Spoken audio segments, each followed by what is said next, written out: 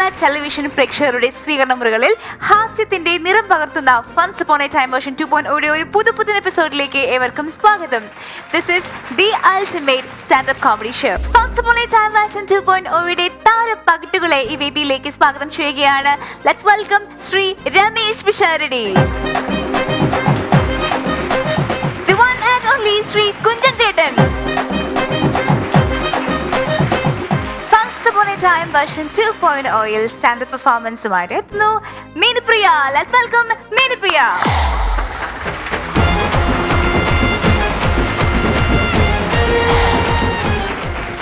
മീനുപ്രിയ, സ്വാഗതം. Thank you ചേച്ചി. നമ്മൾ തമ്മിൽ എന്താ ഐക്യം? മനപ്പുറത്ത് നോക്കൂ, കറുപ്പ്. നമ്മളൊരു ഗ്രൂപ്പല്ലേ? കുഞ്ചേട്ടന്റെ ഒരു തൊപ്പി ബ്ലാക്ക് ഉള്ളതുകൊണ്ട് രക്ഷപ്പെട്ടു.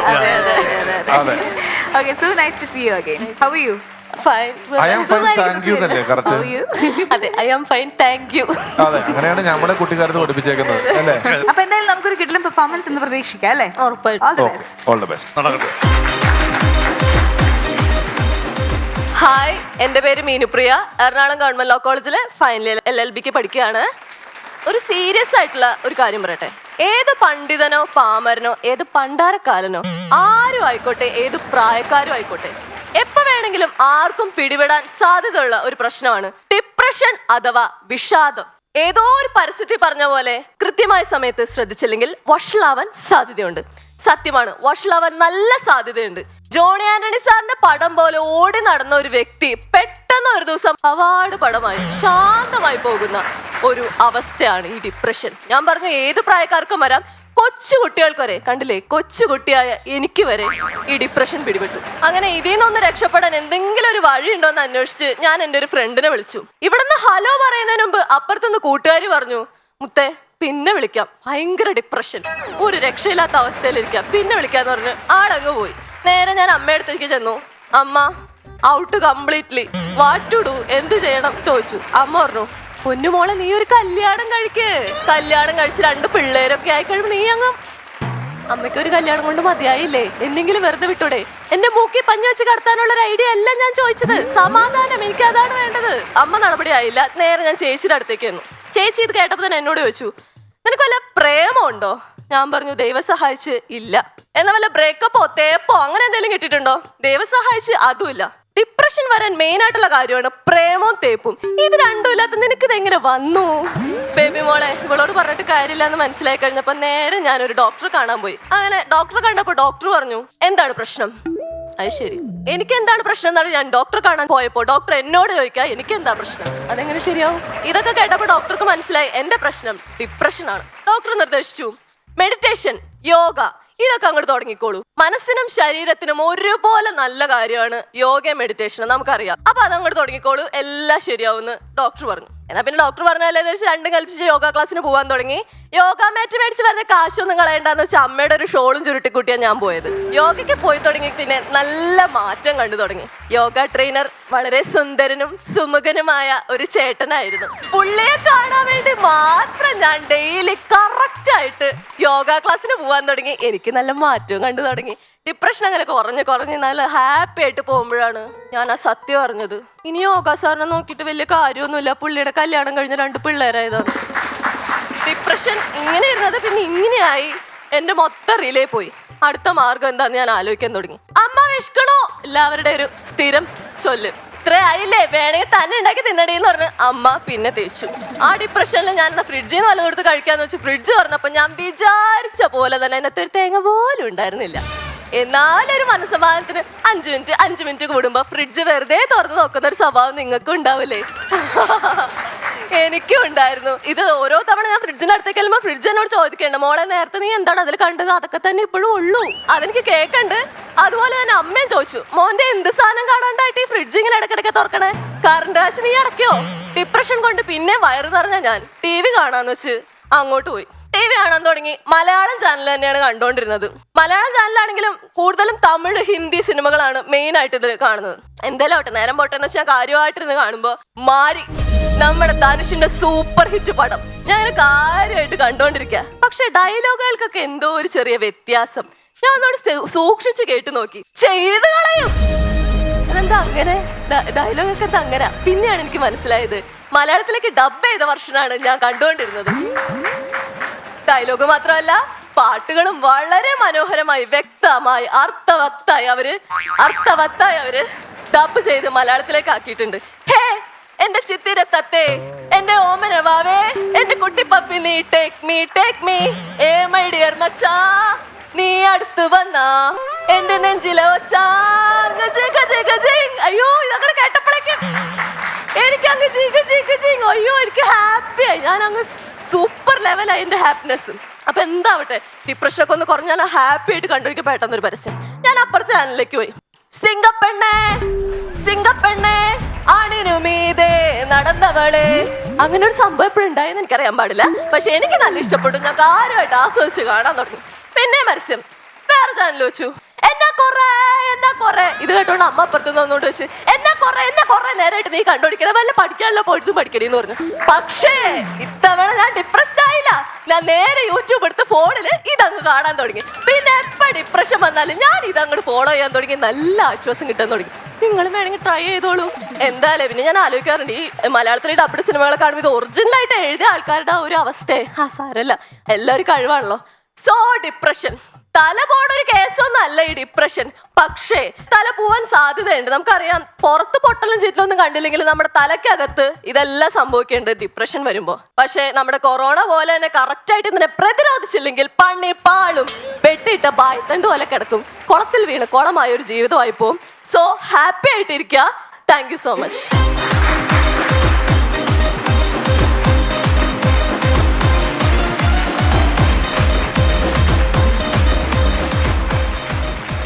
ഓക്കെ, മീനുക്കുട്ടി അടിപൊളി പെർഫോമൻസ് ആയിരുന്നു. ഫൺസ് അപ്പോൺ എ ടൈമിന്റെ വേദിയിൽ വന്ന് ഡിപ്രഷനെ കുറിച്ച് സംസാരിച്ച് എല്ലാവരും ചിരിപ്പിച്ചു. ബ്രില്യന്റ്. രമേശ് ഏട്ടാ, കുഞ്ചേട്ടാ. അല്ല, എനിക്ക് 2 പെൺകുട്ടികളാണ്. ഇതുപോലെ സ്മാർട്ടായിട്ട് നല്ല ബോൾഡായിട്ട് ഓരോ കാര്യങ്ങൾ സംസാരിച്ചില്ല. അതീവ സന്തോഷം. ഗംഭീര പ്രകടനമായിരുന്നു കേട്ടോ. അപ്പൊ അതേപോലെ താൻ ചില പാട്ടുകളും ചില ഇണക്കങ്ങളും വീട്ടുകാര്യങ്ങളും ഒക്കെ പറഞ്ഞ് പ്രേമവും തേപ്പും ഒക്കെ പറഞ്ഞ് അതിനെപ്പറ്റി പറഞ്ഞപ്പോ ഡിപ്രഷൻ 2 കാര്യങ്ങളുള്ളൂ. ഒന്നിക്കിൽ പ്രേമം അല്ലെങ്കിൽ തേപ്പ് എന്ന് പറഞ്ഞപ്പോ ഇവിടുന്ന് ഡയാന ഒരു ഇതുവരെ കേട്ടിട്ടില്ലാത്ത ഒരു ചിരി ചിരിച്ചു. ഞാൻ ഇത്ര എപ്പിസോഡുകളിൽ ഡയാന ചിരിക്കുന്നത് ഇടയ്ക്ക് കേൾക്കുന്നുണ്ടെങ്കിലും എന്ന് പറഞ്ഞൊരു ഒരു പ്രത്യേക ചിരി. അതെന്തായിരുന്നു ഡയാനെ അങ്ങനെ ചിരിച്ചത്? തേച്ചുകൊണ്ടല്ലോ ചിരി. അത് തേച്ചതാണോ, പ്രേമിച്ചതിന്റെ ആണോ, തേപ്പ് കിട്ടിയതിന്റെ ആണോ, എന്തായിരുന്നു അത്? അല്ല, ഞാൻ അതിന്റെ ഒരു സാധ്യതകളെ കുറിച്ച് ചിന്തിച്ചു. ഡിപ്രഷൻ വരാൻ അത് മാത്രമാണോ കാരണങ്ങൾ എന്നൊക്കെ ചിന്തിച്ചു. എന്തുകൊണ്ട് അങ്ങനെ ചിന്തിച്ചത്? വെറുതെ എന്തൊക്കെ ചിന്തിക്കും. ഇവിടെ ഏതൊക്കെ കുട്ടികൾ, അവള് വേറെ എന്തൊക്കെ പറഞ്ഞു ആ കൊച്ച, എന്തൊക്കെ എപ്പിസോഡ് TV കാണുന്നതിനെ പറ്റി ഒക്കെ പറഞ്ഞു. അല്ല, അതൊരു മേജർ കാരണമെന്നാണ് കൊച്ചു പറഞ്ഞത്. ആണല്ലേ? അതെ, അനുഭവത്തിൽ പറഞ്ഞാണോ? പച്ചാടികളെ പിന്നണ്ട. അതെ, ഈ ഡിപ്രഷൻ അതൊന്നും ഒരു കാരണമില്ലാണ്ട് വരാവുന്ന ഒരു സാധനമാണ് ഡിപ്രഷൻ, വെറുതെ അകാരണമായിട്ട്. പിന്നെ നമ്മളെ ആവശ്യത്തിൽ കൂടുതൽ ശ്രദ്ധിച്ചാൽ നമുക്കും പ്രശ്നങ്ങളുണ്ടാവും. നമ്മൾ ശ്വാസം 24/7 വലിക്കുന്നുണ്ട്. നിങ്ങൾ ഈ ഓരോ വലിക്കുന്നതും എണ്ണി വലിക്കാൻ തുടങ്ങിയ വലിയ ടെൻഷനാവും നമുക്ക്. ദൈവമേ അടുത്തത് കിട്ടുമോ ഇല്ലയോ എന്ന് ചോദിച്ചാൽ ഇത് ഓട്ടോമാറ്റിക്കലി ഈ സാധനം വലി നടക്കുന്നുണ്ടെങ്കിൽ ഇത് എണ്ണി വലിക്കുക എന്ന് പറയുന്ന പോലെയാണ് ഈ ഡിപ്രഷന്റെ കാര്യം. ഞാൻ കണ്ടിട്ടുണ്ട് ചില ആൾക്കാർ ഇത് മനസ്സിലാക്കി കഴിഞ്ഞാൽ ഒരു ബേർഡായി വെച്ച് ഇവരെ തന്നെ നോക്കും. എനിക്കിവിടെ പറ്റണില്ല, എനിക്ക് ചെറിയ പ്രശ്നം ഉണ്ടായിരുന്നു, എനിക്ക് മറ്റവൻ നെഗറ്റീവ് അടിക്കുന്നു എന്നൊക്കെ പറഞ്ഞ് എനിക്ക് വേറൊരാളെ എന്നെ സെപ്പറേറ്റ് ആയിട്ട് മൂന്നാമതൊരാളായിട്ട് കാണാൻ തുടങ്ങുമ്പോൾ ഇത് കുറച്ചുകൂടെ നോട്ടീസ് ചെയ്യാൻ തുടങ്ങിയാൽ ഇത് കൂടി തുടങ്ങും. നമ്മുടെ വായ്പുണ്ണും വേദനകളും ഒക്കെ രാത്രി കിടക്കുമ്പോൾ കൂടുമല്ലോ. കാരണം നമ്മുടെ ബാക്കി എല്ലാ പണിയും കഴിഞ്ഞ് ഇനി ഒന്നുമില്ലാന്ന് പറഞ്ഞ് കിടക്കുമ്പോൾ നേരെ ഈ വേദനയിലോട്ട് നമ്മുടെ ഫോക്കസ് വരും, ഇത് കൂടും. അതുപോലെയും ഇതുണ്ടാകാറുണ്ട്. പിന്നെ താൻ ഒരു വക്കീലല്ലേ, ഫൈനൽ ഇയർ ആയിട്ട് നിൽക്കുമല്ലേ. ഞങ്ങളുടെ നാട്ടില് ഒരു വക്കീലുണ്ട്. പുള്ളി നല്ല വക്കീലാണെന്ന് പറഞ്ഞാൽ നാട്ടിലെ ഏക വക്കീലാണ്. തൽക്കാലം ഒരു 5 കിലോമീറ്റർ ചുറ്റളവിൽ ഒറ്റ വക്കീലാണ്. എല്ലാവരും സാറെന്നൊക്കെ വിളിക്കുന്ന, അത്യാവശ്യം എന്ത് കാര്യത്തിനും ചില ലോ പോയിന്റ് ഒക്കെ പറയുന്ന ആദരണീയനായിട്ടുള്ളൊരു വക്കീലാണ്. അപ്പൊ അദ്ദേഹം വൈക്കത്ത് കോടതിയിലോട്ട് ബസ്സിൽ പോകുന്നത് ബ്ലാക്ക് പാന്റും വൈറ്റ് ഫുൾ കൈ ഷർട്ടും കയ്യിലൊരു നിയമപുസ്തകവും പിടിച്ചിട്ടാണ്. എപ്പോഴും ഒരു ചെറിയ പുസ്തകം കയ്യിലുണ്ടാവും. ഫുൾ കൈ വൈറ്റ് ഷർട്ട് ബ്ലാക്ക് പാന്റ് ഇട്ടിട്ട് പെട്ടിയിൽ കോട്ടൊക്കെ വെച്ചിട്ടാണ് ഇയാൾ പോകുന്നത്. അപ്പൊ ഇയാൾ ഇങ്ങനെ പോകുമ്പോൾ തൃണയംകുടത്തപ്പൻ എന്ന് പറഞ്ഞൊരു ബസ്സുണ്ട് അവിടെ. ആ ബസ്സിൽ ഞാനും ഒക്കെ ഇരിക്കുന്നുണ്ട്. ഒരാൾ വന്ന് ഇയാളുടെ അടുത്തിരുന്നപ്പം ഇയാളുടെ ഷൂസുമേ ചവിട്ടി വന്നിരുന്ന ആള്. എന്നിട്ട് ഒന്നും അറിയാത്തവര് ചവിട്ടിയാൾ ഇങ്ങനെ ഇരിക്കുക. അപ്പൊ ഈ വക്കീൽ ഇയാളെ ഒന്ന് നോക്കിയ ശേഷം എന്താണ് ഇപ്പൊ കാണിച്ചത്? ഇയാൾ കേൾക്കാത്ത വത്തിൽ തന്നെ ഇരുന്നു. നിങ്ങളുടെ സ്വാതന്ത്ര്യം എന്റെ മൂക്കിന്റെ തുഞ്ചറ്റത്ത് തീരും എന്നുള്ളത് നിങ്ങൾക്കറിയാമോ? Do you know what is liberty? മറ്റുള്ളവരുടെ പ്രൈവസി കയറുമ്പോൾ സെക്ഷൻ 303 എന്നൊക്കെ പറഞ്ഞു കുറെ സാധനങ്ങൾ ഇയാള്. അപ്പൊ ഈ ബസ്സിലുള്ളവരെല്ലാം സ്വന്തം നാട്ടുകാരനായ വക്കീൽ ഇങ്ങനെ കത്തിക്കയറുന്നതിന്റെ സന്തോഷത്തിലാണ് ഇയാള് നിയമം പറഞ്ഞ് മറ്റേയാൾ മിണ്ടാതിരിക്കുക, പേടിച്ചിരിക്കുന്നവരിയ്ക്കാറ്. ഇയാള് എന്റെ മൂക്കിന്റെ തുഞ്ചറ്റത്ത് തീരും, അമൻമെന്റിൽ അത് പറഞ്ഞിട്ടുണ്ട് എന്നൊക്കെ പറഞ്ഞ് കുറെ ലോ പോയിന്റ് ഒരു 6-7 മിനിറ്റ് ഈ വക്കീൽ നിന്ന് കുറെ കാര്യങ്ങൾ പറഞ്ഞു. ഇയാൾ മിണ്ടാതെ നിന്നു. ഇപ്പുറത്തിരിക്കുന്ന ആൾക്ക് ഇറങ്ങേണ്ട സ്റ്റോപ്പായപ്പോൾ ഇയാൾ എണീറ്റിട്ട് ഒരു തിരിയൽ തിരിഞ്ഞിട്ട്, നിങ്ങളൊരു പാസ്റ്റർ ആയതുകൊണ്ട് മാത്രമാണ് ഞാൻ നിങ്ങളുടെ അമ്മയ്ക്ക് വിളിക്കാം, ഞാൻ അമ്മയ്ക്ക് വിളിച്ചേരെന്ന് പറഞ്ഞിട്ട് ഒറ്റ പോക്ക്. വെള്ള ഫുൾ കൈയും വെള്ള പാന്റും ബുക്കും കണ്ടിട്ടേ നല്ലോണം ഒരു ചീത്തയും പറഞ്ഞിട്ട് അയാൾ ഇറങ്ങിപ്പോയി. ഒരു റിക്വസ്റ്റ്, നിങ്ങൾ മൂന്നുപേരും എന്റെ അമ്മയ്ക്കും അച്ഛനും ചേച്ചിക്കും ലോ കോളേജിലെ എല്ലാ ഫ്രണ്ട്സിനും ഒരു ഹായ് പറയണം. അതിന് അപ്പൊ മീനുപ്രിയയുടെ അമ്മയ്ക്ക് ഹായ്, ലോ കോളേജിൽ പഠിക്കുന്ന പിള്ളേർക്ക് ഞങ്ങളുടെ വക ഹായ്. കുഞ്ചൻ ചേട്ടാ എല്ലാവർക്കും പറഞ്ഞ പോലെ എല്ലാവർക്കും ഹായ് ഹായ് ഹായ് ഹായ്. ഡേനെ കൊടുക്കും. Thank you so much. എല്ലാവർക്കും hi. Once Upon a Time version 2.0 next performance from Sunil Nagambara. Let's welcome Sunil onto the floor.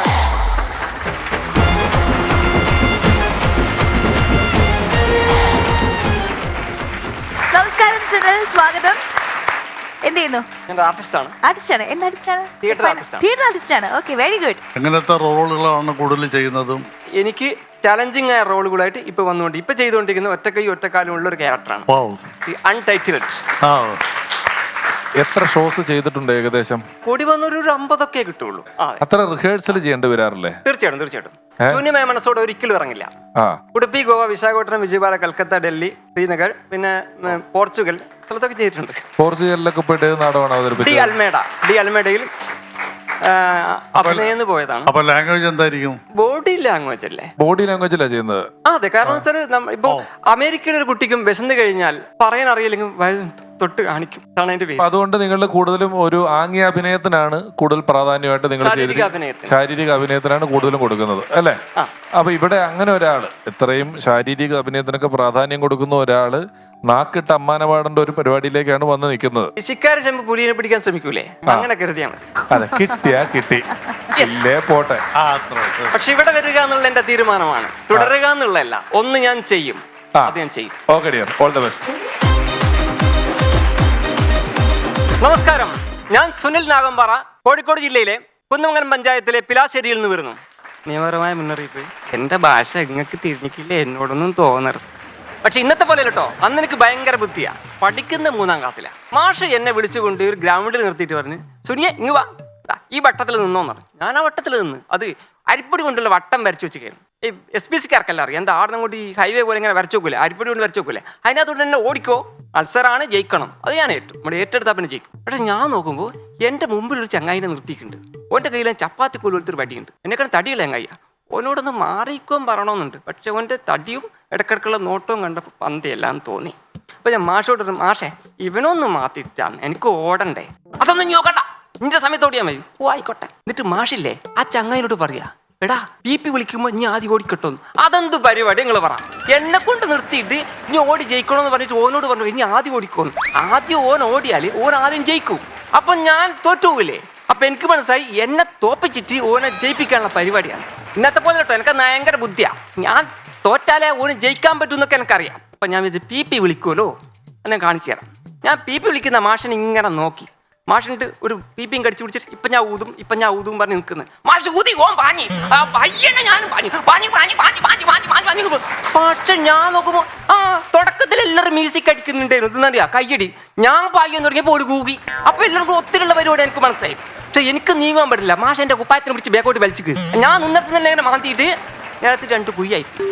പിന്നെ ഞാനൊന്നും നോക്കിയില്ല. മൊത്തം എല്ലാം എന്നെ പറ്റിക്കുന്നല്ലോ. ഒരൊറ്റ ഉന്തം വെച്ചു കൊടുത്തു മാഷ് പറന്നങ്ങ് പോകുന്ന നാട്ടിക്ക്. എന്നിട്ട് അരിപ്പൊടി വെച്ചൊരു ചാക്കല്ല അതിൻ്റെ അകത്തേക്ക് ഫിനിഷ്. പിന്നെ ഞാൻ കണ്ടിക്കില്ല കേട്ടോ. പക്ഷെ ഞാൻ ഓടി ഇങ്ങനെ പാഞ്ഞുകൊണ്ടിരിക്കുമ്പോൾ എൻ്റെ മുമ്പ് പോയ ചങ്ങായില്ലേ, ഓൻ്റെ കയ്യിൽ ചപ്പാത്തി കുലത്ത് വടി വേറെ ചങ്ങൻ്റെ ഇത് കൊടുത്തിട്ട് ഓനങ്ങ് മാറിക്കഴിഞ്ഞു. അതെന്തായാലും നന്നായി. കാരണം ഞാനങ്ങ് ചെന്ന് ഇവനോട് ചോദിക്കും. പിന്നെ തടിയൊന്നും ഓർമ്മ ഉണ്ടാവില്ല. എന്ത് പരിപാടിയോടൊന്നും ചോദിക്കൂലേ.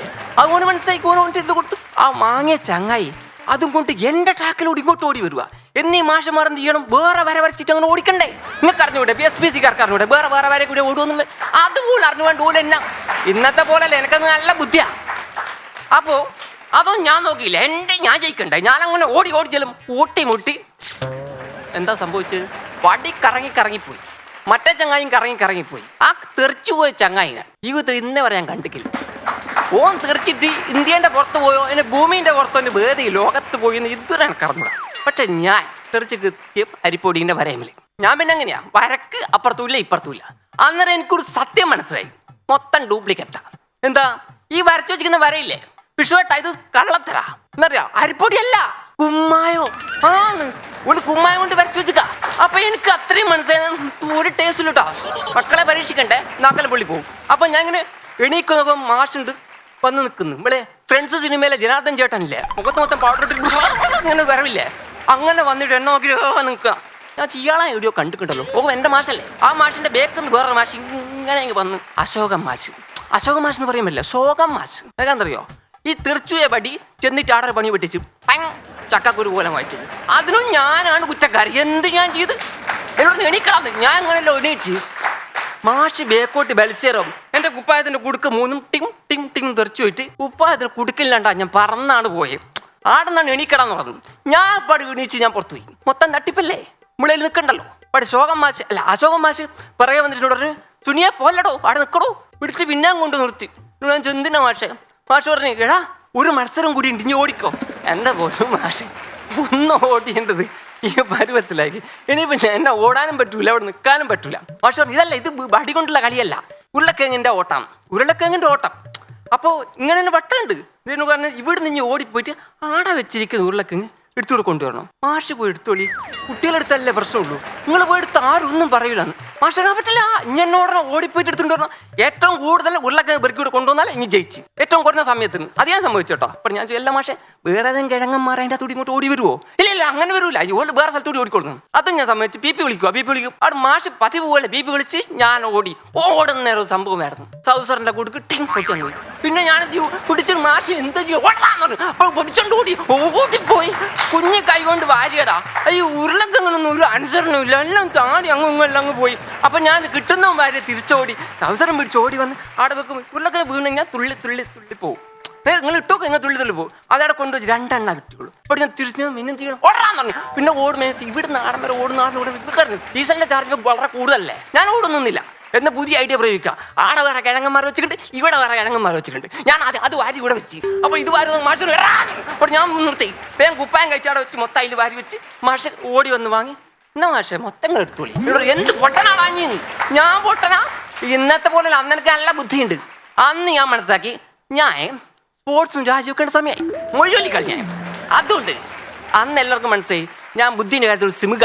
അതുകൊണ്ട് ഇനി ബുദ്ധിന്റെ കാര്യത്തിൽ ഞാൻ സിമുഖമാണെന്ന് തെളിയിക്കുന്ന സ്കൂൾ ജീവിത അനുഭവങ്ങളുമായി ഞാൻ ഇനിയും വരും. കാരണം ഇന്നത്തെ പോലെയല്ല, എനിക്കന്ന് ഭയങ്കര ബുദ്ധി.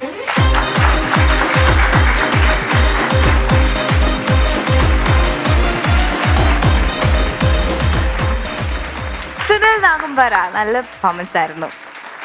രമേശേട്ടാ, ചേട്ടാ നന്നായിരുന്നു, വളരെ നന്നായിരുന്നു. താങ്ക്സ്. അല്ല, നിങ്ങളെന്നൊക്കെ പറയേണ്ട കാര്യമില്ല, നിങ്ങളൊക്കെ അതീവ ജാഗ്രതയുള്ള ആളുകളാണ് അഭിനയത്തിൽ. സാറിനെ പോലെ ആളുകളൊക്കെ ഒബ്സർവ് ചെയ്തിട്ടാണ് ഞാൻ ജീവിച്ചത്. ഈ സ്പോർട്സ് കഥകളൊക്കെ സ്കൂളിൽ സംഭവിച്ചതാണോ, ഇതിനുവേണ്ടി ഉണ്ടാക്കിയതാണോ? അത് എന്തായാലും ഞാനുണ്ടാവും, ആ പക്ഷെ അതിൻ്റെ അകത്ത് എൻ്റെ കോൺട്രിബ്യൂഷനാണ്. ചെറുതായിട്ട് നമ്മൾ മായം ചേർക്കും. അതായത് ഈ ഇതിൽ മാത്രം ഒറിജിനൽ പ്രൊഡക്റ്റ് അതുപോലെ വിറ്റ ആൾക്കാർ മേടിക്കൂല. എപ്പോഴും നമ്മൾ കുറച്ച് മായം ചേർക്കും. ഇത് മായം ചേർത്ത് മേടിക്കാനാണ് ആളുകൾക്ക് ഇഷ്ടം. ഇത്തിരി വെള്ളവും ഗ്രേവിയൊക്കെ ചേർത്താണ് പല കഥകളും പറയുന്നത്. നമ്മളുടെ ഈ എപ്പിസോഡുകളിൽ പറയുന്ന പല കഥകളുടെയും തമാശകളുടെയും ഒക്കെ ലോജിക്ക് ആലോചിച്ചും അല്ലെങ്കിൽ ഈ കഥയുടെ മറ്റ് വശങ്ങൾ ആലോചിച്ചൊക്കെ പലരും നമ്മളോട് പല സന്ദർഭങ്ങളിൽ വന്ന് ചോദിക്കാറുണ്ട്, പിന്നെ അങ്ങനെ നടക്കില്ലല്ലോ, ഇങ്ങനെയാണെങ്കിൽ അങ്ങനെയല്ലല്ലോ എന്നൊക്കെ പറയുമ്പോൾ ഞാൻ പറയും, നമ്മളുടെ പുരാണങ്ങൾ തൊട്ട് ലോജിക്ക് ആലോചിച്ചാൽ കിട്ടിയില്ല. ഇത് വിശ്വസിക്കാൻ വേണ്ടി തയ്യാറായി കേട്ടാൽ മാത്രമേ നമുക്ക് ആസ്വദിക്കാൻ പറ്റുള്ളൂ എന്ന് പറയും. കഥകൾ പറയുമ്പോൾ എല്ലാം നടന്ന കഥകളല്ല, ഇതിലെല്ലാ കഥകളും നടന്ന കഥകളല്ല നമ്മൾ പലരും പറയുന്നത്, ഫാന്റസി മാത്രം. ബോംബെ പോയിട്ടുള്ളവർക്കറിയാം. ബോംബെയിൽ പോയിട്ട് നമ്മൾ ചില ടാക്സിയൊക്കെ വിളിക്കുമ്പം അവിടെ ചില ടാക്സിയിൽ ചില റേഡിയോ സ്റ്റേഷനുകൾ, അവിടെയുള്ള FM ഒന്നുമല്ല, ഏതോ AM സ്റ്റേഷനുകൾ വെക്കും. അവിടെ ഈ പാട്ടിന് ഗസലിലൊക്കെ ഇഷ്ടംപോലെ വർത്താനമുണ്ട്. പാടുന്നയാള് കേൾക്കുന്ന ആള് ഈ റേഡിയോയിലൊക്കെ രണ്ടുപേരും തമ്മിൽ ഇന്ററാക്ട് ചെയ്തുകൊണ്ടൊക്കെ ഉള്ള ചില ഗസലും പരിപാടിയൊക്കെ ഉണ്ട്. അത് കറക്റ്റ് ടോണും അതിന്റെ ഒരു മൂഡും ഫീലും ഒക്കെ കുഞ്ചേട്ടൻ കൃത്യമായിട്ട് കാണിക്കുന്നത് ഞാൻ കണ്ടിട്ടുണ്ട്. അതൊന്നും ഞങ്ങൾക്ക് വേണ്ടി ചെയ്യാവും ചേട്ടാ. ഓക്കെ, അപ്പൊ ബോംബെയിലെ ഏതോ ഒരു റേഡിയോ കേട്ടോ, നമ്മൾ കാറിൽ കയറി, കാറിൽ ആ റേഡിയോ വെച്ചിട്ടുണ്ട്. വെച്ചോട്ടെ? വെച്ചോളൂ.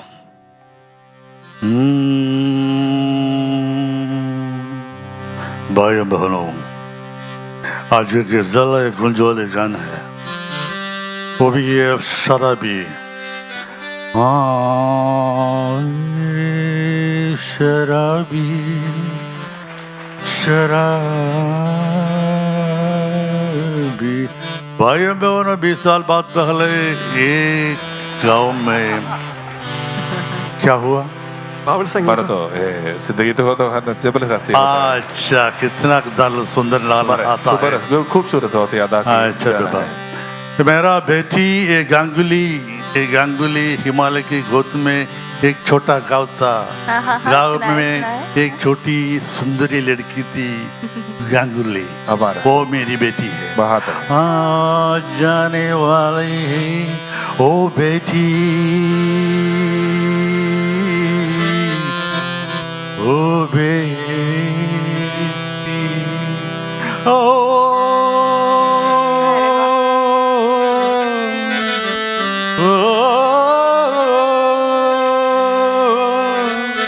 मेरी बेटी गांगुली, तुम कहाँ है? मैं क्या बोला? मेरी बेटी गांगुली का ये खूबसूरत गाना आपको लाया हुआ है मुंबई मुजरंग जुल्म रेडियो दिन में आजा। कुंजत अली खान खान സന്തോഷ് ശിവ. കുഞ്ചേട്ടനിപ്പം ബോംബെയിലെ FM കാണിച്ചല്ലോ, അതെ. റേഡിയോ. അതെ. അപ്പൊ നമ്മുടെ നാട്ടിലെ FM-കളിൽ രാത്രി 9 മണി കഴിഞ്ഞാല് മൊത്തത്തിൽ 9 മണി കഴിഞ്ഞതിൻ്റെ ഒരു തണുപ്പും ഒരു ഇളം പ്രേമവും ഒക്കെ ഉള്ള ചില ആർജകൾ വരും, ആണ് ആർജകള്. ഇവരുടെ പെണ്ണ് ആർജകളും ഉണ്ട്, പക്ഷെ കൂടുതലാണ് ഞാൻ കേട്ടേക്കുന്നത്. ഇത് കേട്ട് കഴിഞ്ഞാൽ ചില പ്രേമിക്കുന്നവർക്ക് ഒരു സന്തോഷവും ഒരു കുളിരും ഒക്കെ തരുന്ന ഒരു അവതരണ ശൈലിയാണ്. മൈക്കിൽ ഊതുക, പ്രണയം പറയുക. അപ്പൊ വികാരം മുഴുവൻ തീർക്കും. വികാര പരിവർത്തന ആർജെ ആയിക്കോട്ടെ, അവരുടെ ഒരു ടോണൊക്കെ ഉണ്ട്, ഞാൻ കേൾപ്പിച്ചു തരാം കേട്ടോ. പ്രണയാർദ്ര ഭാവങ്ങളുടെ ലോല വികാരങ്ങൾ എത്ര തരളിതമാണല്ലേ. ഈ ഓർമ്മകൾ നമ്മൾ ആലോചിച്ച് ഒരു പുതപ്പിനടിയിൽ ഇങ്ങനെ കിടക്കുമ്പോൾ പുറത്ത് ചെറിയൊരു മഴ. ഈ മഴയിൽ പ്രണയാർദ്രമായ വരികളും ഏറെ സന്തോഷകരമായ അനുഭവങ്ങളുമാണ്. സ്റ്റുഡിയോ ക്ലോക്കിൽ ഇപ്പോൾ സമയം 9:30 കഴിഞ്ഞു. എല്ലാ ഹൃദയഹാരികളായ ഗാനങ്ങളുമായി ഞാൻ വീണ്ടും എത്തിയിരിക്കുന്നു. ലോലഭാവങ്ങൾ സമ്മിശ്രമാവട്ടെ. മൈക്കേട്ട് ഊതു, ഇവരെന്തിനാണെന്നറിയത്തില്ല. വിക്ടറി ക്ലബിന് വേണ്ടിയിട്ട് ഞങ്ങളൊരു ഗായകനെ ഇറക്കി വിടാൻ പോവുകയാണ്. സ്റ്റുഡൻസ് പോലീസ് കേഡറ്റിന്റെ ഒരു ഗാനം പാടിയിട്ടുള്ള, അത് റെക്കോർഡിക്കലി പാടിയിട്ടുള്ള ഒരാളാണ്. പേര് പ്രദീപ് എന്നാണ്. അദ്ദേഹം ഒരു പോലീസ് ഉദ്യോഗസ്ഥനാണ്. അങ്ങനെ ആദ്യമായിട്ട് ഒരു പോലീസ് ഉദ്യോഗസ്ഥൻ ഈ വേദിയിൽ പാടാൻ പോവുകയാണ്.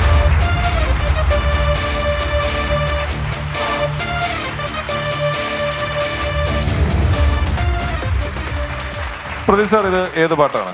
ഇത് SPCക്ക് വേണ്ടി ഷാബു സാർ തന്നെ രചിച്ച ഒരു ഗാനമാണ്. ഷാബു സാർ രചിച്ച പാട്ടാണ്. ആഹാ, സംഗീതം ആരാണ്? സംഗീതം ശൈലേഷ് നാരായണൻ, അതെ, കീബോർഡിസ്റ്റ് ആണ്. അദ്ദേഹമാണ് മ്യൂസിക് കൊടുത്തത്. പോലീസിലുള്ള ആളാണോ? അല്ല, അദ്ദേഹം പോലീസിലല്ല, പക്ഷെ രചന ഷാബു സാറാണ്, ആലാപനം പ്രദീപ് സാറാണ്. അതെ.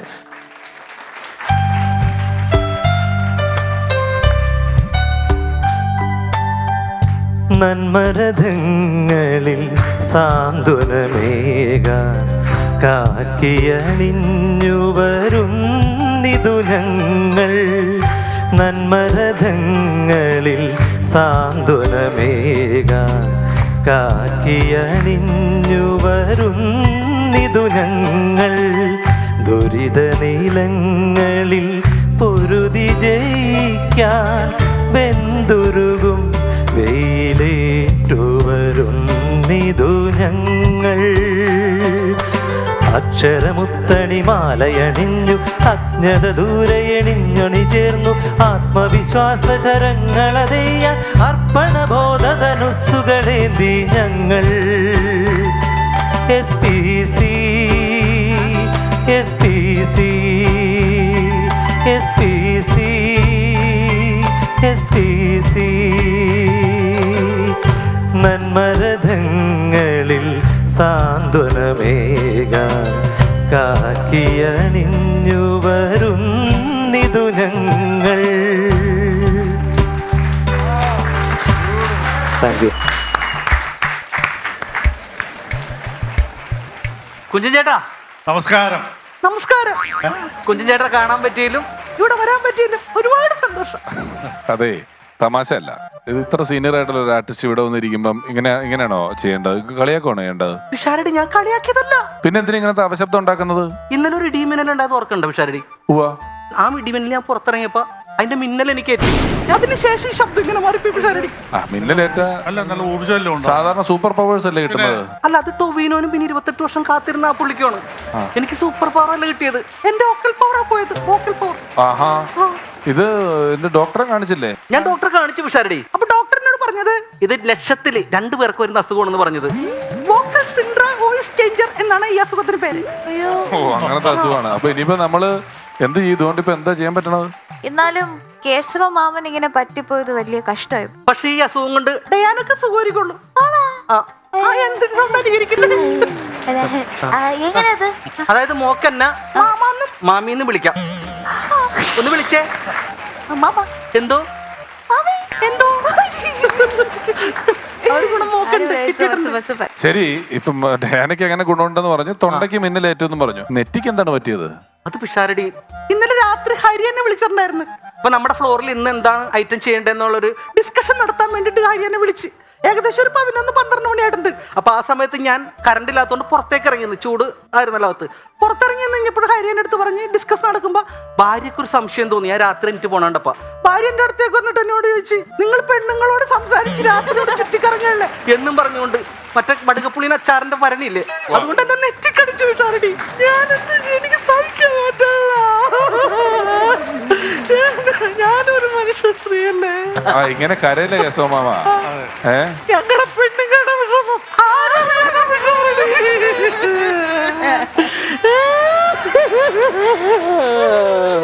ഒന്ന് ചേർത്ത് പിടിക്കുമ്പോൾ ഒന്നും കൂടെ വിഷമം എനിക്ക് മാറണില്ല. എന്ത് ചെയ്യും പിഷാരടെ? ഇങ്ങനെയാണെങ്കിൽ കലാഭവനിൽ ഞാൻ വിളിച്ചു പറയാം. എനിക്ക് അവിടെ ഒരുപാട് സുഹൃത്തുക്കളുണ്ട്. ഉറപ്പാണോ? അല്ല കുഞ്ചൻ ചേട്ടാ, എന്തിനാ കലാഭവനിൽ വിടുന്നേ? പുള്ളി ഇത്ര നന്നായിട്ട് ചെയ്യുമെങ്കിൽ എന്റെ ഒരു വിശ്വാസത്തിൽ പുള്ളിക്ക് എന്റെ ഷോകൾക്ക് വന്ന് പാടിക്കൂടെ? പിന്നെ ഞാനിപ്പോ അടുത്ത മാസം ഞാനൊരു USA ഷോ പോകുന്നുണ്ട്. ശരിയാണോ പിഷാരടി? ഞാൻ ഇതുപോലൊരു ഐറ്റം കാണിച്ചു കഴിഞ്ഞാൽ നമ്മള് നമ്മൾ നല്ലത് കണ്ട എപ്പോഴും അംഗീകരിക്കണമല്ലോ ചേട്ടാ. ഞാനപ്പോ USA ഷോയില് ഒന്ന് USA-കാരനെ വിളിച്ചിട്ട് അവിടെ ഇപ്പൊ നേരം എടുത്ത് വരുന്നുണ്ടാവുള്ളൂ കേട്ടാ. ഇതൊക്കെ ഒരു ഭാഗ്യമാണ് കേട്ടാ. ഹലോ, തീർച്ചയായിട്ടും ചേട്ടാ. രഞ്ജിത്തെ, നമ്മുടെ അടുത്ത ഷോയിലേ ഒരു കാര്യം ചെയ്യുക, ഫീമെയിൽ സിംഗർ വേണ്ട, അത്രയും പൈസ കൊടുക്കേണ്ട ആവശ്യമില്ല. കാരണം അതിനേക്കാൾ ഉഗ്രനായിട്ട് പെർഫോം ചെയ്യുന്ന ഒരു ഫീമെയിൽ സിംഗർ ആകുമ്പോ ഒരുപാട് നമ്മള് വേണ്ട, അതിനേക്കാളും നല്ലത് ഈ ഒരാളെ ഞാൻ കൊണ്ടുവരാം. രണ്ട് ചെലവാ. ഇതാവുമ്പം ഏറ്റവും ഗംഭീരമായിട്ട് ഫീമെയിൽ ശബ്ദത്തിലും മെയിൽ ശബ്ദത്തിലും പാടുന്ന ഒരാൾ എന്റെ പരിചയത്തിലുണ്ട്. വരുമ്പോ നിങ്ങൾക്ക് അറിയാൻ പറ്റും, നിങ്ങൾക്ക് അറിയാവുന്ന ആള് തന്നെയാണ്. അപ്പം അത് കട്ട് ചെയ്ത് തരും കേട്ടോ. നമുക്ക് ഇയാളെ കൊണ്ടുവരാം. സൂപ്പർ പെർഫോമൻസ് ആണ്. ഓക്കെ, അത് കൺഫേം ആണ്. നമ്മൾ രണ്ടുപേരും കൂടെ ഷോയ്ക്ക് പോകുന്നു. ഫീമെയിൽ സോങ്സ് നിങ്ങൾ പാടുന്നു. ഇനി മാറൂലല്ലോ? ഒരിക്കലും മാറില്ല. ഞാൻ ഇതിനെ പറ്റുന്ന ഇത്രയും പ്രതിഭയുള്ള ഒരാളെ എനിക്ക് കൊണ്ടുവരാൻ പറ്റുമല്ലോ. കാരണം ചേട്ടന്റെ ആ ഒരു പോഷൻ കഴിഞ്ഞ് ചേട്ടൻ എന്നെ രക്ഷപ്പെടുത്താന്ന് പറഞ്ഞാൽ പക്ഷേ അല്ല, അത് വേണ്ട. ഞാൻ ഇതിനകത്ത് നോക്കാൻ പറ്റില്ല. അപ്പൊ എനിക്ക് സന്തോഷമുള്ളൂ. എനിക്ക് പോവാ. ഈ മറ്റേ സാധനം വന്നില്ല ഇപ്പം. ഏത്? ഇപ്പൊ ഇടയ്ക്ക് മറ്റേ പെൻ ശബ്ദം വരുന്നുണ്ടായിരുന്നു, ഇപ്പൊ വന്നില്ല കുറച്ചു നേരമായിട്ട്. പക്ഷേ എനിക്ക് പെൻ ശബ്ദം കിട്ടും. എനിക്കൊരു മാറ്റം വന്നിട്ട്. കാരണം അത് കുറച്ച് ഞാൻ പറഞ്ഞില്ല, കുറച്ച് സംസാരിച്ചുമ്പോൾ വരുന്നില്ല. പക്ഷെ നിങ്ങൾ വരാണ്ടിരിക്കേണ്ട കാര്യമില്ല. കാരണം എനിക്ക് വന്നുകൊണ്ടിരുന്നാലും ഇത്ര നേരം അല്ലേ? അതെ, പക്ഷെ ഇപ്പൊ സാധനം വരുന്നില്ലല്ലോ. സാധനം വരുന്നില്ല. പക്ഷെ അതുകൂടാന്ന് എനിക്ക് മനസ്സിലാവില്ല. വന്നിരുന്നാണ് ഇത്ര നേരം വന്നല്ലോ. അതുകൊണ്ടാണല്ലോ നമ്മള് പരിപാടി ക്യാൻസൽ ചെയ്തത്. അതെ, ഒന്ന് ശ്രമിച്ചു നോക്ക്. അയ്യോ, വന്നതാണ്. അത് വരുന്നുണ്ടായിരുന്നു, പക്ഷെ ഇപ്പൊ സാധനം കിട്ടുന്നില്ലല്ലോ. പറഞ്ഞു നോക്കി എന്തെങ്കിലും ഒക്കെ. അല്ല, ഒന്ന് വായില് വിരലിട്ട് ഛർദിച്ചു നോക്കി. വായില് വിരലിട്ടൊന്ന് ഛർദിച്ചു. അത് വരേണ്ടത് വരും. സംഭവം വരുന്നില്ല. നമ്മളിപ്പോ മിണ്ടാൻ തുടങ്ങിയിട്ട് കുറച്ചു നേരം ആയല്ലോ.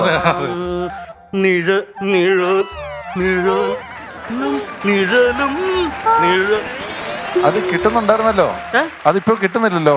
അത് കിട്ടുന്നേ ഇല്ല, കിട്ടുന്നില്ലല്ലോ. സംഭവിച്ചെന്നറിയില്ല. അവൾ എന്നെ ചതിച്ചു വിഷാരടി. ആരാണ്? എന്റെ തൊണ്ടയിലെ പെൺശബ്ദം ആണല്ലേ? ഹലോ, രഞ്ജിത്ത് ഇപ്പൊ വിളിച്ചു. അതെ, വിളിച്ചില്ലല്ലോ. ഫീമെയിൽ സിംഗറിനെ മാറ്റണ്ട കേട്ടോ. അല്ല, അങ്ങനെ ഒരു അത്ഭുതം അവിടെ സംഭവിക്കാൻ പോകുന്നില്ല. ഇല്ല വേണ്ട. ഇനി അയാളെ പ്രതീക്ഷിക്കുകയേ വേണ്ട. പുള്ളി ഇല്ല നമ്മുടെ ഷോയ്ക്ക് കേട്ടോ. ക്യാൻസൽ ചെയ്തു. ഇല്ല, ഇനി ഞാൻ മാറ്റം പറയില്ല. ഇത് ലാസ്റ്റ് മാറ്റമാണ്, കൺഫേം. ഇനി ഒരു മാറ്റവും ഇല്ല കേട്ടോ. ഓക്കെ രഞ്ജിത്തെ, സോറി. എന്നോട് വന്നു. മാറ്റാൻ പറ്റുമോ? ഇല്ല. Upon a Time version 2.0 നമ്മുടെ അടുത്ത special segment the excellence award. The excellence award സെഗ്മെന്റിൽ നമ്മൾ ഇന്ന് ആദരിക്കുന്ന കലാകാരൻ നിരവധി ടെലിവിഷൻ പരിപാടികളിലൂടെയൊക്കെ നമുക്ക് ഏറെ സുപരിചിതനായ ഹാസ്യ കലാകാരൻ ശ്രീ മനോജ് വഴിപ്പടി. ഏറെ സ്നേഹത്തോടെ അദ്ദേഹത്തെ ഈ ഫ്ലോറിലേക്ക് സ്വാഗതം ചെയ്യാം.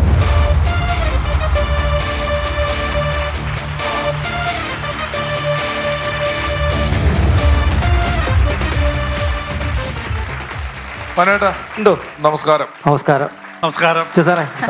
മനോജ് വഴിപ്പടി വഴിപ്പടി എന്ന് പറയുന്നത് എൻ്റെ സ്ഥലപ്പേരാണ്. അതെ, ശരി. അത് അങ്ങനെയാണ് അറിയപ്പെടുന്നത്. മിമിക്സ് വന്നതിന് ശേഷം അങ്ങനെ ആ സ്ഥലത്തുനിന്ന് വന്നതുകൊണ്ട് ആ പേരിലാണ് ഇപ്പോഴും അറിയപ്പെടുന്നത്. ഇപ്പം അവിടെ അല്ല താമസിക്കുന്നത്, വേറെ സ്ഥലത്തോട്ട് ഞാൻ താമസം മാറിയെങ്കിലും ഇപ്പോഴും ആ പേരിൽ തന്നെയാണ് അറിയപ്പെടുന്നത്. കാരണം മനോജുമാരുടെ എണ്ണം കാരണം മിമിക്രിയിൽ ഒരു ട്രൂപ്പിൽ ഒരു മനോജ് എന്നുള്ളതാണ് കണക്ക്. അതാണ്. കോട്ടയത്ത് ഒത്തിരി മനോജുമാരുണ്ട് കോട്ടയത്ത്. അതിപ്പോൾ മനോജ് കോട്ടയമുണ്ട്, മനോജ് ചങ്ങനാശ്ശേരി ഉണ്ട്, എല്ലാം ഉണ്ട്. അപ്പോൾ അതിൽ നിന്നൊരു വ്യത്യസ്തത വെക്കുന്നതിന് വേണ്ടി ഞാൻ എൻ്റെ സ്ഥലപ്പേര് തന്നെ ഇങ്ങനെ വഴിപ്പടി എന്നുള്ള പരിപാടി പിന്നെ മനോജൻ നല്ല സിംഗറാണ്, അതെ, നല്ല കോമഡി പെർഫോമർ ആണ്. ഇടയ്ക്ക് ഏതൊക്കെയോ പടത്തിന് പാടുവോ പടത്തിന് പാട്ട് കൊടുക്കുവോ അങ്ങനെയൊക്കെ. അതിന് പടത്തിനല്ല, ട്രാക്ക് പാടാൻ വേണ്ടി പോയത്. അത്ര ട്രാക്ക് പാടാൻ വേണ്ടി പോയെന്ന് കേട്ടു. മിമിക്രിയിലെ മനോജ് എത്ര വർഷമായി? ഞാനൊരു 25 വർഷത്തോളമായി ഇപ്പം ഈ ഫീൽഡിൽ നിൽക്കാൻ തുടങ്ങി. സിൽവർ ജൂബിലി ആയി. അതെ, സിൽവർ ജൂബിലി ആയി. Silver jubilee. അതെ, ആദ്യം നമ്മുടെ മിമിക്സ് ഗാനമേള, ഷാഡിക്ക് അറിയാവുന്ന മിമിക്സ് ഗാനമേള എന്നുള്ളൊരു സെഗ്മെന്റ് ഉണ്ടായിരുന്നു പണ്ട്. ആ സമയത്ത് പാട്ടുകാരനായിട്ടാണ് ഞാൻ അതിലേക്ക് വന്നത്. Very good. അങ്ങനെ ആ പാട്ട് പാടി കഴിഞ്ഞിട്ട് ഒരു കലാകാരൻ്റെ അഭാവത്തിൽ ഞാൻ കയറി പറ്റിയതാണ് മിമിക്സിലേക്ക്. അതായത് നമ്മുടെ അറിയപ്പെടുന്ന ബൈജു പുന്നപ്ര, അതായത് അയ്യപ്പ ബൈജു എന്ന് പറയുന്ന പ്രശാന്ത് പുന്നപ്രയുടെ ഒരു ചെറിയ അഭാവത്തിൽ അദ്ദേഹത്തിന്റെ പോർഷൻ കളിക്കാൻ കയറിയതാണ്. അങ്ങനെ അവിടുന്ന് തൊട്ട് കയറി വന്നതാണ്. മിമിക്രിക്കാരനും കൂടെ ആയി. അതെ, പാട്ടുകാരനായി, മിമിക്രിക്കാരനായി. അങ്ങനെ മനോജൻ പാട്ടുകാരൻ മിമിക്രിക്കാരനായതുകൊണ്ട് തന്നെ മനോജന്റെ സ്കിറ്റുകളിൽ പാട്ടുണ്ടാവും. തീർച്ചയായിട്ടും പാട്ടുകളെ ബേസ് ചെയ്ത ഒത്തിരി സ്കിറ്റുകളില് പാട്ടും പാട്ട് സംബന്ധിയായിട്ടുള്ള ഒബ്സർവേഷൻസും കണ്ടുപിടുത്തങ്ങളും ഒക്കെ ഒരുപാട് ചെയ്യുന്ന ഒരാളാണ് മനോജൻ. ഏത് സ്കിറ്റ് കണ്ടാലും അതിൽ അങ്ങനെയുള്ള പരിപാടികളുണ്ടാവും. ഇപ്പൊ എന്തൊക്കെയാ സ്റ്റേജിൽ ചെയ്യുന്നത്? ഇപ്പം അത്യാവശ്യം സ്കിറ്റുകൾ കളിക്കുന്നുണ്ട്, പിന്നെ പാട്ടുകൾ പാടുന്നുണ്ട്, പാരഡി പാട്ടുകളൊക്കെ പാടുന്നുണ്ട്. അങ്ങനെയുള്ള ഇത് പോവാണ് ഇപ്പം. അതെ, ചെറിയ ചെറിയ ഷോകളൊക്കെ ചെയ്യുന്നുണ്ട്. പാട്ടിലെ കണ്ടുപിടുത്തങ്ങളൊക്കെ ആയിട്ട് ഇങ്ങനെ പോകുന്നത്. കാരണം വെച്ചാൽ പണ്ടത്തെ ആ മിമിക്സ് ഗാനമേള എന്ന് പറയുന്ന സമയത്ത് ഉണ്ടായ ഒരു അനുഭവം വേണമെന്നുണ്ടെങ്കിൽ പറയാം. കാരണം വെച്ചാൽ അന്ന് ഈ മിമിക്സ് ഗാനമേളയിലെ മ്യൂസിക് ഇട്ട് കഴിയുമ്പോഴത്തേക്കിനും പാടി തുടങ്ങുകയാണ്. അപ്പോൾ ആ ട്രൂപ്പിന്റെ ഓണർക്ക് ഭയങ്കര ആഗ്രഹം എന്ന് പറഞ്ഞാൽ ഏത് പാട്ടുകാരനാണെന്ന് പറയാനില്ല, അത് അടിച്ച് പൊളിച്ച് പാടി കൊടുക്കണം. ആ പാടിയെങ്കിൽ മാത്രമേ ആൾക്കാരെ ഇളക്കാൻ പറ്റത്തുള്ളൂ എന്നാണ് ആ ട്രൂപ്പിൻ്റെ ഓണറുടെ ആഗ്രഹം. അപ്പം മലയാളം പാട്ടുകാരൻ ആദ്യം പാടാൻ വേണ്ടി വരുന്നത്. ആ പുള്ളിക്കാരൻ പാടാൻ വേണ്ടി വന്നപ്പോഴും ട്രൂപ്പിൻ്റെ ഓണർ സൈഡിൽ നിന്ന് പറഞ്ഞു ഇങ്ങനെ ഞാൻ പറഞ്ഞു ശരി ഓക്കെ എന്ന് പറഞ്ഞിട്ട് പുള്ളിക്കാരൻ ഉണ്ടല്ലോ മ്യൂസിക് ഇടുന്ന രണ്ട് സൈഡിൽ ഇട്ടാലോ. അപ്പോൾ ഇവരിങ്ങനെ കൊഴിപ്പിക്കാൻ വേണ്ടി ഈ സാധനം ഇങ്ങനെ ഇട്ടിരിക്കുക. അപ്പം പരിപാടി നടക്കുന്നത് കടപ്പുറത്താണ്. കടപ്പുറത്തെന്ന് പറഞ്ഞാൽ അന്യായ കാറ്റാ. അന്ന് ഈ നൊട്ടേഷൻ സ്റ്റാൻഡ് എന്ന് പറയുന്ന സംഭവങ്ങളൊന്നുമില്ല. അന്ന് കസേര വെച്ചിട്ട് ബുക്ക് വെച്ചിട്ടാണ് പാടാൻ തുടങ്ങുന്നത്. അപ്പോൾ ഈ പുള്ളിക്കാരൻ മ്യൂസിക്കൊക്കെ ആയിട്ട് ഇങ്ങനെ അടിച്ചു പൊളിച്ചിങ്ങനെ വന്നു കഴിഞ്ഞപ്പോൾ പേജ് അങ്ങ് പറഞ്ഞു പോയി. പാടേണ്ട പാട്ട് മാറിപ്പോയി. അപ്പോൾ പക്ഷേ മ്യൂസിക് അവിടെ വീഴുകയും ചെയ്തു. പാടാതിരിക്കാൻ പറ്റത്തില്ല. ആ പാട്ട് എൻ്റെ ആണെന്ന് പറഞ്ഞാൽ ഇപ്പം ഒന്ന് പാടി കേൾപ്പിക്കാം.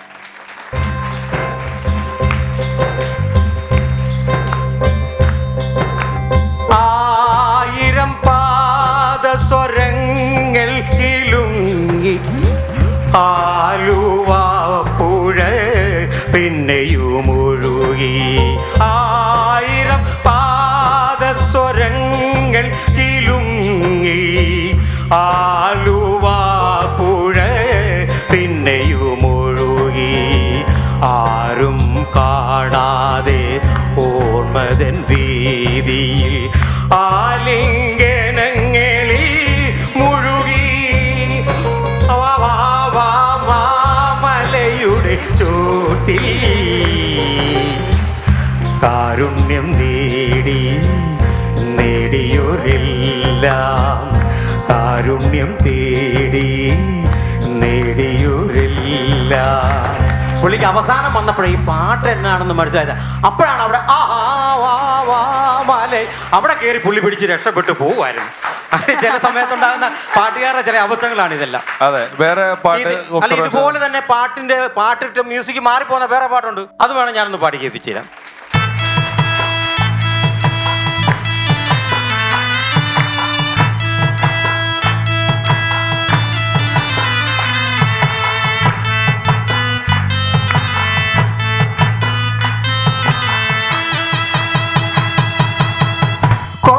കിലുക്കും കെട്ടി പുല്ലരിഞ്ഞ പന്തുരുട്ടി ലാടം വെച്ച കുഞ്ഞിക്കൂളം പടി ചോടിക്കോ കാലേ മടിക്കാ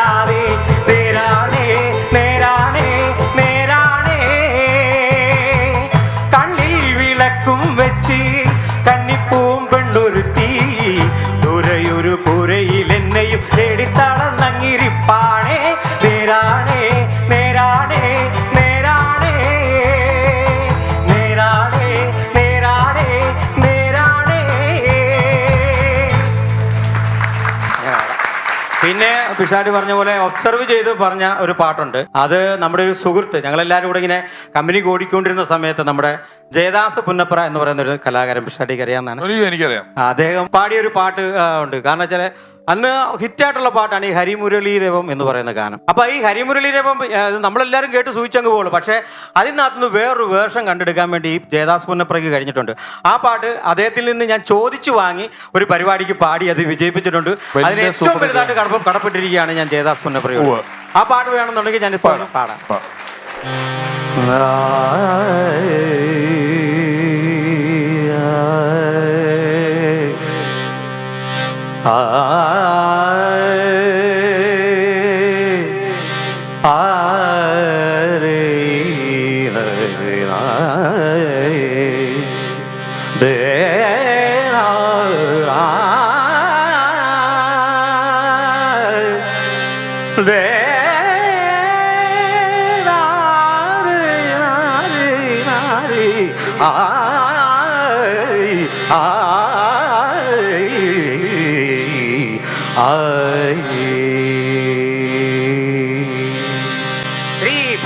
ഹരിമുരളീരവം ഹരിത വൃന്ദാവനം പ്രണയസുധാമയമോഹനരാഗം.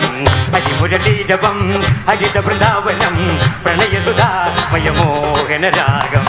മധുമുടി രാധൈ ഞാതിരട് തീതിരട് തോന്നിരടിക്കോ മധുമുടി രാധൈ ഞാതിരട് തീതിരട് തോന്നിരടിക്കോ മധുമുടി രാധൈ നിന്നെ തേടി അലയുകയാണിന് മാധവജലമോ. ഹരിമുരളീരവം ഹരിത വൃന്ദാവനം പ്രണയസുധാമയമോഹനരാഗം.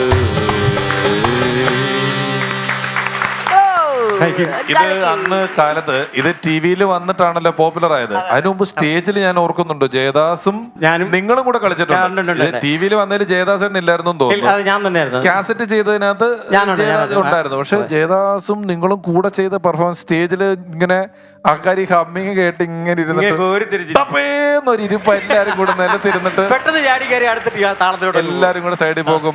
ഗംഭീര പാട്ടായിട്ട് വരുന്നത്. നല്ല സ്കിറ്റ് വരുന്നത്. അതെ.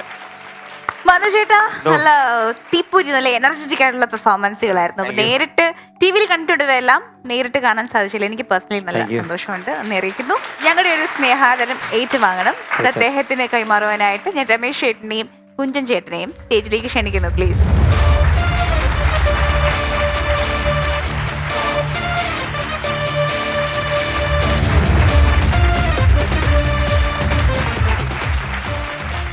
ശ്രീ മനോജ് വഴിപ്പടി അദ്ദേഹം തന്നെ പറഞ്ഞു മിമിസ് ഗാനമേളകളിൽ പാട്ടുകാരനായിരുന്നു, പിന്നീട് സ്കിറ്റിലേക്ക് വന്നു. അങ്ങനെ യാദൃശ്യമായി വന്നവർ ഒരുപാട് പേർ പല മേഖലയിലും വലിയ തോതിൽ ശോഭിച്ചിട്ടുണ്ട്. നമ്മൾ തീരെ പ്രതീക്ഷിക്കാതെ വഴിതെറ്റി വന്നവർ. ഇത് അത്ര വഴിതെറ്റി വന്ന ഒരാളല്ല, ആ വഴിയുടെയൊക്കെ പരിസരത്തുണ്ടായിരുന്നു വന്നതാണ്. പക്ഷേ പിന്നീട് അങ്ങോട്ട് ഒരുപാട് മികച്ച സ്കിറ്റുകളിലൂടെ ലോക മലയാളികളെ ഒരുപാട് ചിരിപ്പിച്ച ഒരു പ്രതിഭയാണ്, നല്ലൊരു ഗായകനാണ്. അദ്ദേഹത്തിന്റെ സാന്നിധ്യത്തിന് ഒരുപാട് നന്ദി പറയുന്നു. ഞങ്ങളുടെ വക ചെറിയൊരു ആദരവ്.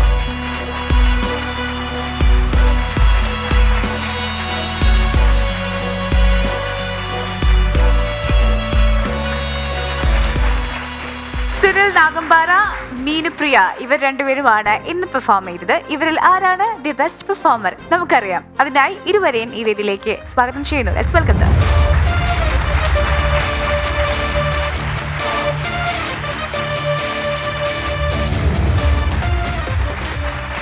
വളരെ മികച്ച ഒരു എപ്പിസോഡ് കൂടി അവസാനിക്കുമ്പോൾ ഇന്നത്തെ എപ്പിസോഡിൽ ബെസ്റ്റ് പെർഫോമറായത് സുനിൽ നാഗമ്പാറ.